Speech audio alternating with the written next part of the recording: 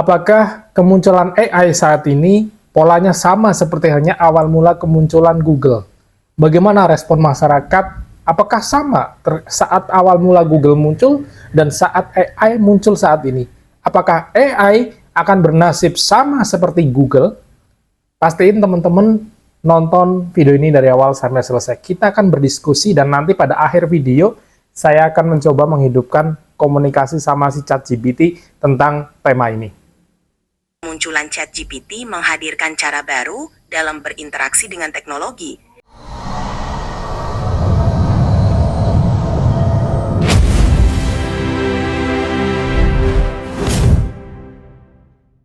Assalamualaikum warahmatullahi wabarakatuh. Selamat datang di channel Babeh Cerdas. Semua rakyat Indonesia berhak untuk cerdas.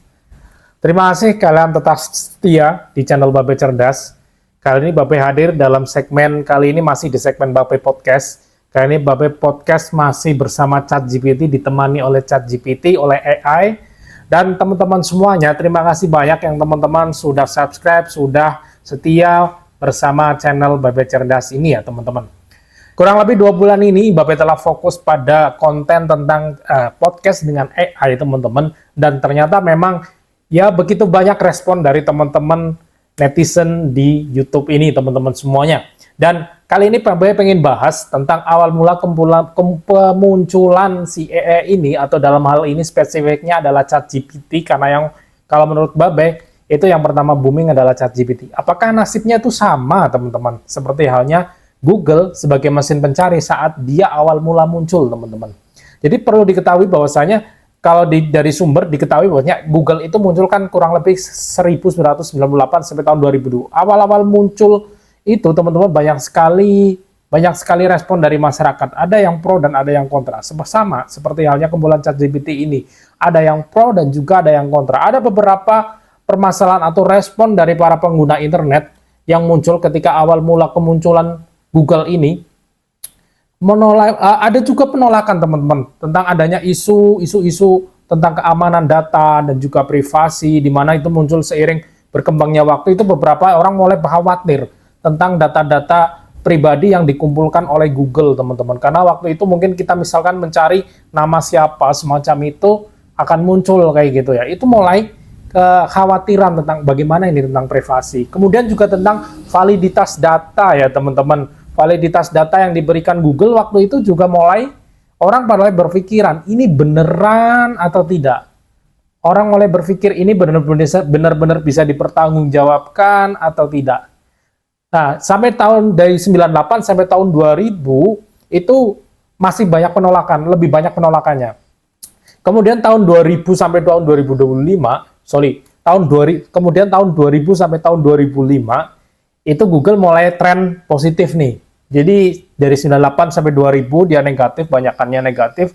2000 sampai 2005 dia mulai ada perkembangan nih. Masyarakat udah mulai menerima nih. Apakah itu seperti hal itu juga terjadi sama si yang namanya ChatGPT? Saya juga nggak tahu teman-teman. Nanti kita akan coba diskusikan ya. Jadi tahun 2005 sampai 2005 si Google ini udah mulai dia menerima, masyarakat mulai menerima nih. Algoritmanya udah mulai lebih baik. Google mampu memberikan hasil pencarian yang lebih relevan dan berkualitas. Pengguna merasa lebih puas dengan hasil pencarian yang lebih tepat waktu itu. Kemudian, bukan hanya yang didasarkan pada kata kunci, tetapi pada relevansi dan kredibilitas sumber informasinya. Jadi, sumber informasi udah mulai, kredibilitasnya mulai terbangun nih. Orang udah mulai percaya sama si hasil pencarian Google. Yang menunjukkan bahwa perusahaan ini telah mendapatkan kepercayaan dari investor dan masyarakat. Nah, ini tahun 2000 berapa? Ini kurang lebih tahun 2004 teman-teman. Tahun 2004 Google itu udah initial public offering, jadi udah dapat IPO. Itu menunjukkan bahwa dia udah mendapatkan kepercayaan dari masyarakat. Kemudian dari 2005 dan seterusnya Google itu semakin diterima oleh masyarakat teman-teman. Nah, sekarang permasalahannya kalau Google sampai saat ini udah ya perkembangannya udah begitu besar teman-teman, termasuk hasil dari segi bisnis, dari segi pendidikan, dari segi sosial segala macam, itu banyak sekali yang memanfaatkan Google ya teman-teman sebagai mesin pencari ataupun sebagai layanan-layanan lainnya. Lalu sekarang kali ini teman-teman bagaimana dengan AI? Apakah AI nasibnya sama? Kira-kira seperti apa teman-teman? Awal mula kemunculan AI ini sepertinya ada beberapa orang ya, kategori orang. Kami coba kelompokkan. Yang pertama ada orang yang merasa kagum.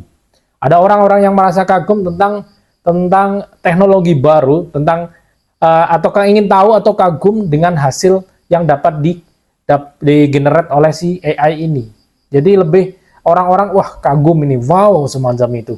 Kok bisa? Ini dia menghasilkan sebuah teks yang mirip dengan hasil teks ketikan manusia, pola pikir manusia. Kok seperti itu? Oh, bisa menghasilkan gambar seperti hasil lukisan yang sebenarnya semacam itu. Jadi banyak orang yang kagum di sana.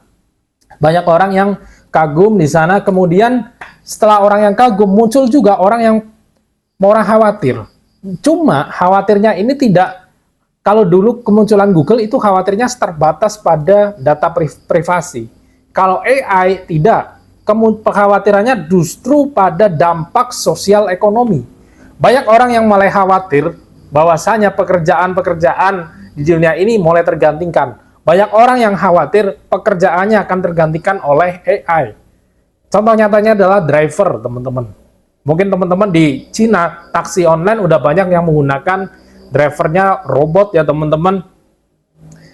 Kemudian selain itu ada juga orang-orang yang kebingungan tentang etika dan keamanan. Ada kekhawatiran terkait dengan masalah etika, terutama terkait penggunaan ChatGPT dalam hal penyebaran informasi yang salah atau pemanfaatan yang tidak bertanggung jawab. Banyak yang bertanya-tanya bagaimana OpenAI dan perusahaan lain akan mengontrol penggunaan model ini untuk mencegah penyalahgunaan seperti dalam pembuatan berita palsu, penipuan, atau penyelenggaraan privasi ya teman-teman.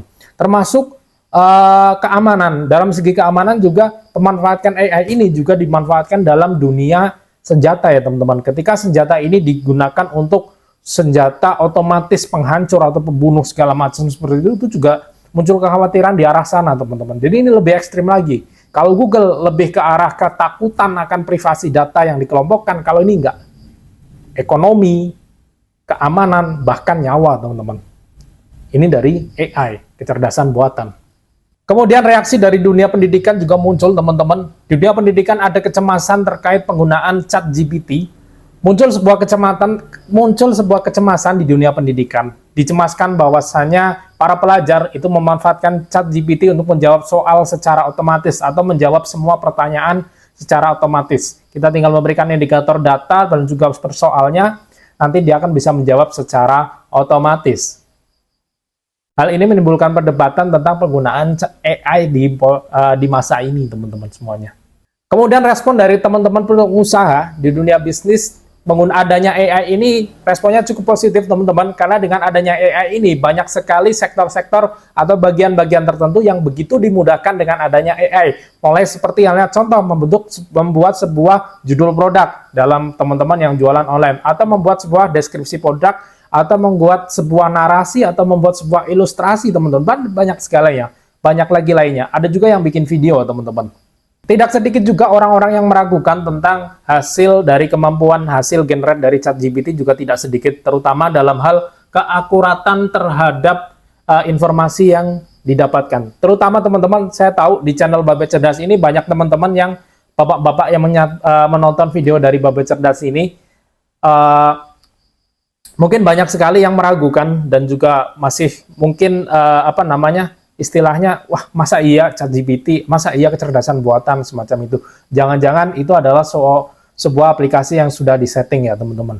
Saya yakin banyak yang berpikiran seperti itu. Karena kalau dari data, banyak bapak-bapak yang nonton di channel Babe Cerdas. Oke, kali ini teman-teman, saya akan coba ngobrol dengan ChatGPT. Saya akan pindahkan mic ini ke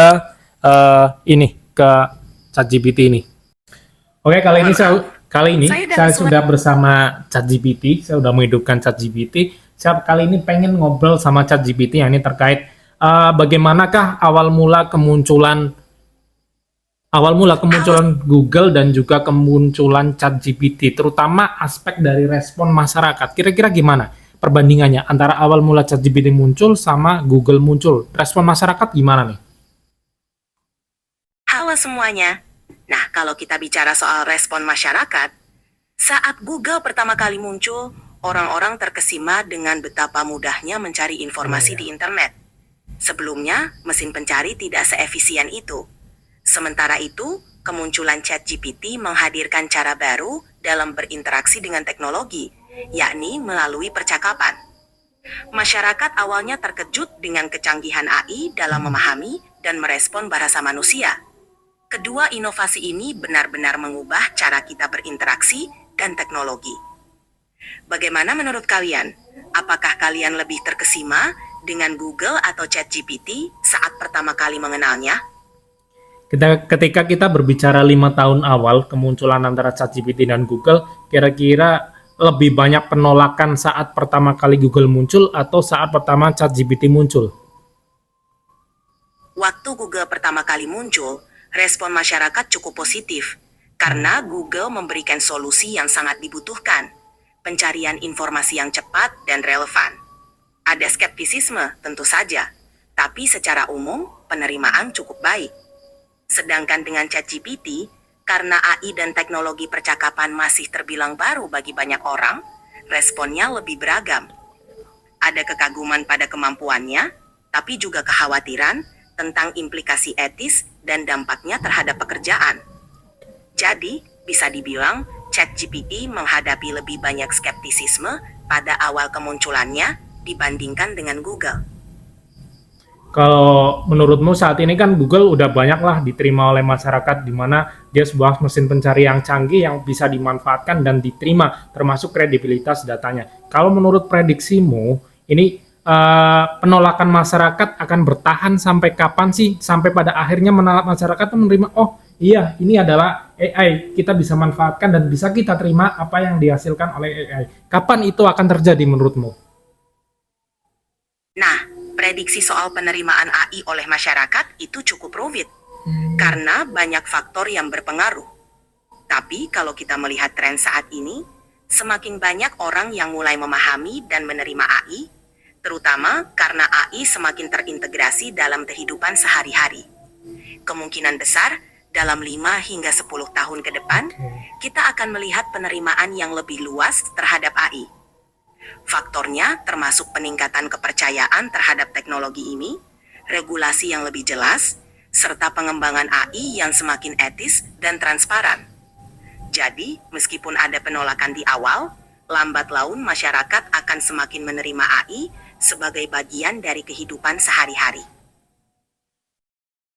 Oke, terima kasih banyak ChatGPT udah membantu saya dalam merespon tentang tema kali ini, dan kamu boleh pamitan sama teman-teman subscriber. Terima kasih juga, Babeh Cerdas. Senang bisa berbagi. Sampai jumpa lagi teman-teman. Jangan ragu untuk menjelajah dunia AI lebih dalam. Sampai jumpa.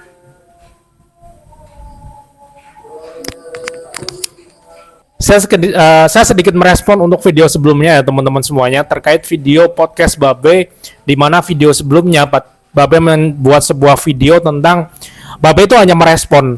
Jadi beberapa bulan yang lalu Babe membuat sebuah podcast dengan AI dan banyak orang yang menuliskan pertanyaan di kolom komentar, dan Babe itu hanya membacakan. Babe hanya membacakan tentang pertanyaan tersebut dan Babe tanyakan sama ChatGPT, tapi ternyata respon dari para netizen di sosial media malah beragam teman-teman semuanya. Banyak juga yang menghujat teman-teman. Saya juga kadang heran. Saya hanya membacakan dalam hal itu. Ya semoga mari kita sama-sama belajar tentang sebuah istilahnya sebuah video. Apa sih sebenarnya video apa itu? Kita coba mencerna lebih baik. Kita coba berpikir lebih dalam apa sebenarnya dapat informasi apa digali sebelum kita merespon, sebelum kita mencela orang lain, sebelum kita menghujat orang lain. Terima kasih banyak teman-teman semuanya atas hujatannya, atas celahannya apapun itu. Terima kasih banyak. Semoga teman-teman semuanya selalu dimudahkan dalam segala urusannya, dimudahkan segala rezekinya, dibukakan pintu rezeki sebanyak-banyaknya, dilimpahkan harta sebanyak-banyaknya. Wassalamualaikum warahmatullahi wabarakatuh. Salam Babeh Cerdas. Semua rakyat Indonesia berhak untuk cerdas. Dadah.